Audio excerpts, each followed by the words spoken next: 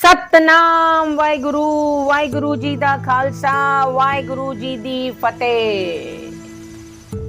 गुरु नानक देव जी की जन्म साखी में हमने पढ़ा किस तरीके से गुरु नानक देव जी ने अपने गुरुओं को भी आध्यात्मिक ज्ञान दे दिया। सब उनको देख के अचंभा करते हैं। उनकी बहुत जल्दी समाधि लग जाती है, दूसरों की सहायता करते हैं। अब गुरु नानक देव जी की उम्र हो गई 10 साल। पिता कालू जी ने कुल रीति के अनुसार जनेऊ धारण करने की रस्म के लिए समारोह आयोजित किया।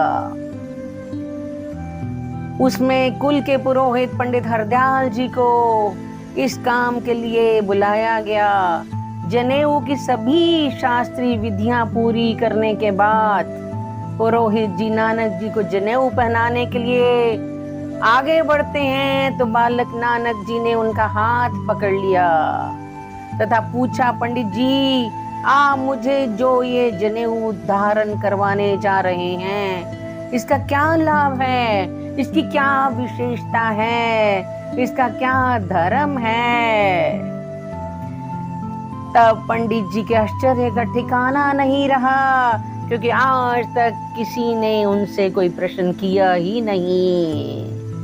तब पंडित जी ने शास्त्रों के अनुसार जनेऊ के लाभों का वर्णन करना शुरू कर दिया कि ये धागा नहीं बल्कि पवित्र जनेऊ है।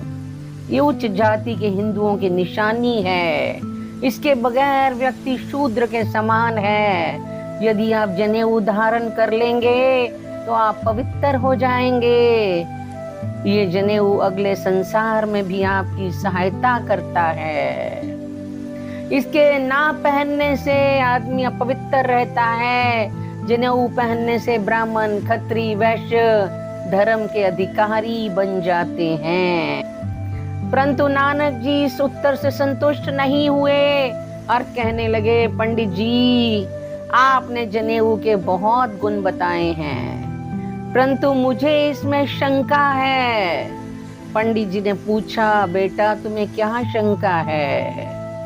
नानक जी कहते हैं, कोई यज्ञोपवीत धारण भी कर ले और फिर भी झूठ बोलता है, बुरे काम करता है, तो वह ब्राह्मण, खत्री नहीं बल्कि चंडाल है। ये जनेऊ विभाजन करके मनुष्य में मतभेद पैदा करता है। उनके अंदर वर्गीकरण करता है कि ये ब्राह्मण है, ये खत्री है, ये शूद्र है। बिना वास्तविक आधार के किसी को नीच बताता है, किसी को ऊंचा बताता है।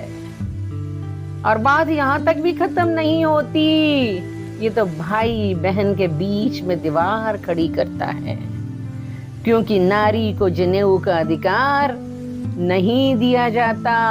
इसका मतलब दिखाया ये जाता है कि वो पुरुष के समान नहीं है, उससे ये अधिकार ले लिया गया है। आपने कहा ये धागा उच्च जाति की निशानी है, परंतु मेरे दृष्टि में तो उच्च जाति वाला वह है जिसने उच्च और नेक काम किए हैं। पवित्र वह है जिसके कार्य पवित्र हैं, नीच वह है जिसके कार्य नीच एवं बुरे हैं। आगे देखें तो ये धागा तो कच्चा है, कच्चे सूत का बना है, ये मैला भी हो जाएगा। इसके पश्चात नया धागा डालना पड़ेगा। इस धागे ने किसी को क्या सम्मान देना है? वास्तविक सम्मान तो नेक जीवन व्यतीत करने से ही प्राप्त होता है। साथ ही आप कहते हैं कि ये धागा मनुष्य के अगले जन्म में सहायता करता है, तो वह कैसे? ये धागा तो शरीर के साथ उस दुनिया में जाएगा ही नहीं। इसने आत्मा के साथ नहीं जाना। जब अंतिम समय शरीर जलेगा तो ये धागा भी उसके साथ ही जल जाएगा। इसलिए आप मुझे ऐसा धागा डालें जो हर समय मेरे साथ रहे, मुझे बुरे काम करने से रोके, नेक काम करने की प्रेरणा दे, जो अगले संसार में भी मेरी सहायता करे। यदि ऐसा कोई जनेऊ आपके पास है तो वह मेरे गले में डाल दें।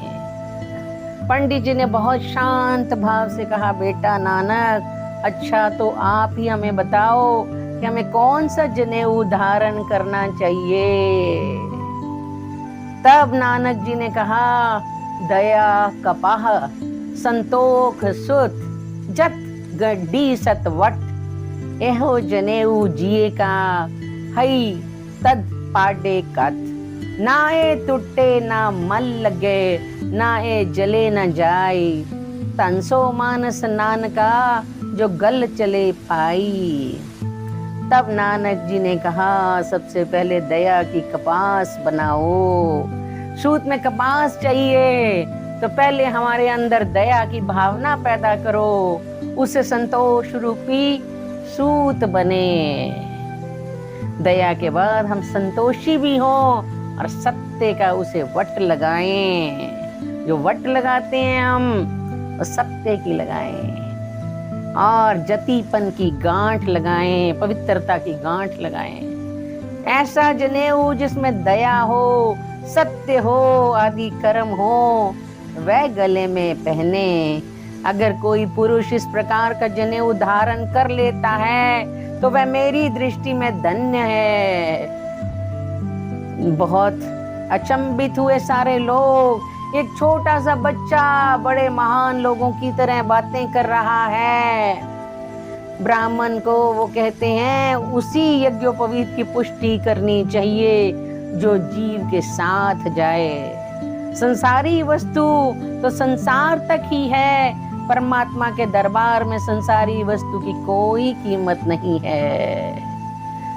तब नानक जी कहते हैं, मैं तो परमार्थिक वस्तु का ग्राहक हूँ। तब ये बात सुनकर उन्होंने जोर जबरदस्ती नानक जी के साथ नहीं की, बल्कि समझाने की कोशिश की। कितने लोग आए हैं, तेरे पिताजी का सारा खर्चा व्यर्थ हो जाएगा। तब नानक जी जब नहीं माने तो उन्होंने कहा, कालू जी आपका बेटा महान देवता है, हम तो इसे यज्ञोपवीत नहीं पहना सकते। पिताजी ने कहा, नानक महापुरुष संसार की मर्यादा रखते हैं। गुरुजी ने कहा, आपकी जैसी इच्छा। तब पंडित जी ने कहा, इस यज्ञोपवीत को पहनकर पवित्र करो। नानक जी को यज्ञोपवीत पहनाया गया। सब लोग खाना खाते हैं और हैरान होते हैं कि नानक जी कितने महान हैं। और इस तरीके से सब जनेऊ की संस्कार को पूरा करके जाते हैं। सतनाम वाहिगुरु, वाहिगुरु जी दा खालसा, वाहिगुरु जी दी फतेह।